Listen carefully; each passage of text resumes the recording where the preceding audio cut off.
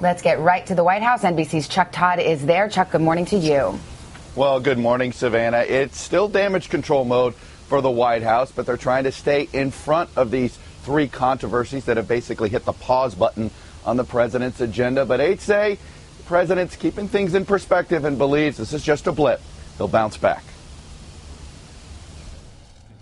Just how rough has this week been for the president? Consider this question from a reporter Thursday. How do you feel about comparisons by some of your critics of this week's scandals to those that happened under the Nixon administration?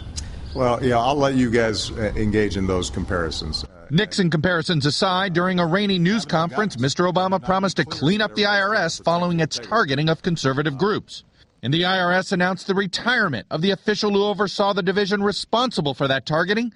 The White House also announced a new acting IRS commissioner, Daniel Werfel, a veteran civil servant in the Office of Management and Budget. We're also going to make sure that we gather up the facts and hold accountable and responsible anybody who was involved in this. On Capitol Hill today, ousted IRS acting commissioner Stephen Miller is likely to face tough questions from members of Congress.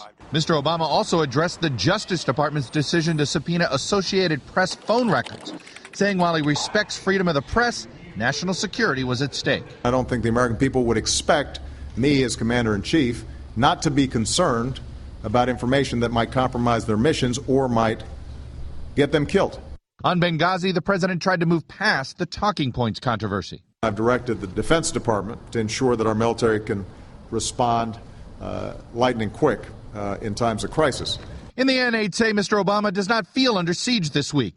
The New York Times reporting the president has talked longingly of going Bulworth. Taxpayers. Referencing the movie featuring Warren Beatty as a senator who suddenly decides to speak his mind, whatever the political cost.